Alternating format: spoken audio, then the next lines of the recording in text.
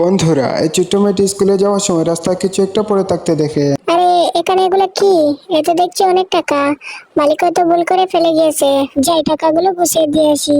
টাকাগুলো তুলতে তুলতে মেয়েটি মনে মনে ভাবলো, চাইলে আমি সব টাকাগুলো নিয়ে চলে যেতে পারি, কিন্তু আমি টাকাগুলো নেব না।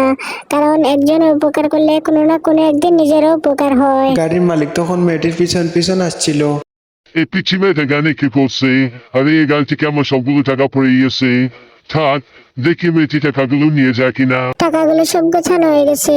যাই এবার গাড়ির মালিককে ডাক দেই। আরে এখানে তো দেখছি কেউ নাই। এখন আমি কি করব?